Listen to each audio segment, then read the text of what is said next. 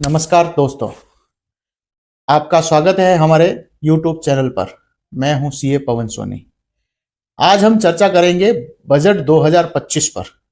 Budget 2025 1 फरवरी 2025 को आज वित्त मंत्री द्वारा संसद में पेश किया गया।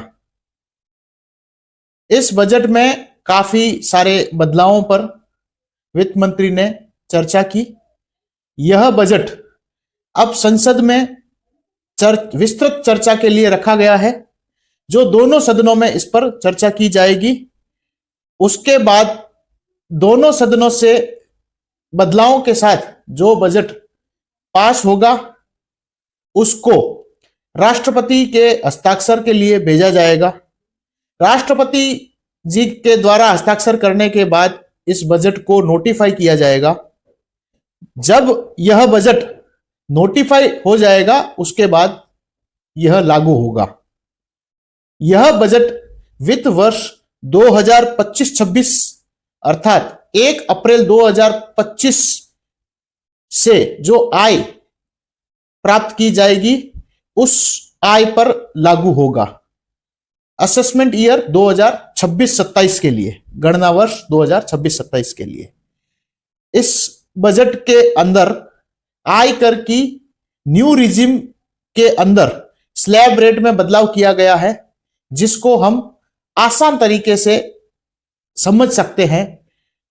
जैसे 4 की जो टेबल होती है, 4, 8, 12, 16, 20, 24, तो वैसे ही टैक्स स्लैब बनाई गई है। 0 से 4 लाख तक की आय पर कोई टैक्स नहीं होगा। 4 लाख 1 से 8 लाख तक की आय पर 5% टैक्स होगा। 8 लाख 1 से 12 लाख रुपए तक की आय पर 10% टैक्स होगा। 12 लाख 1 रुपए से 16 लाख तक की आय पर 15% टैक्स होगा। 16 लाख 1 रुपए से 20 लाख तक की आय पर 20% टैक्स होगा। 20 लाख 1 से 24 लाख रुपए तक की आय पर 25% टैक्स होगा और 24 लाख से ऊपर की जो भी आय होगी उस पर 30% टैक्स होगा। उसके अलावा ओल्ड टैक्स रिजीम में टैक्स स्लैब के अंदर किसी भी तरह का कोई बदलाव नहीं किया गया है। सैलरी वाले जो भी व्यक्ति होंगे उसको स्टैंडर्ड डिडक्शन का 75,000 रुपए की छूट मिलेगी। न्यू टैक्स रिजीम में 87A की रिबेट 25,000 से बढ़ाकर 60,000 रुपए कर दी गई है, जिसका प्रभाव यह होगा कि यदि किसी व्यक्ति की आय 12 लाख रुपए के अंदर है तो उसे किसी भी तरह से टैक्स पे करने की आवश्यकता नहीं होगी। आज की दृष्टि में हम समझे तो वर्तमान में यदि किसी की आय 12 लाख रुपए है तो उसका टैक्स 80,000 रुपए बनता है, जो वित्त वर्ष 2025-26 में उसी आय पर कोई टैक्स पे करने की आवश्यकता नहीं होगी। इसको यह समझा जाए कि आपकी आय 12 लाख के अंदर है तभी इस छूट का लाभ आपको प्राप्त होगा। यदि आपकी आय 12 लाख रुपए से अधिक हो गई है तो आपको यह छूट का लाभ प्राप्त नहीं होगा।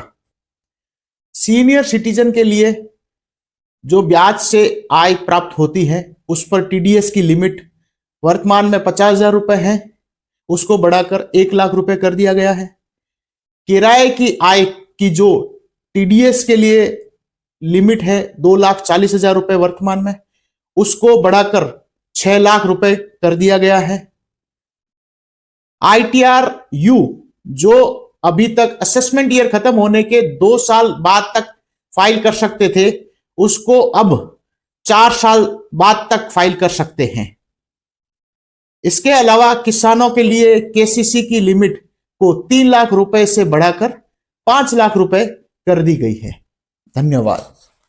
हमारे चैनल को लाइक करें, सब्सक्राइब करें और बेल आइकन दबाएं और सारे दोस्तों को शेयर करें।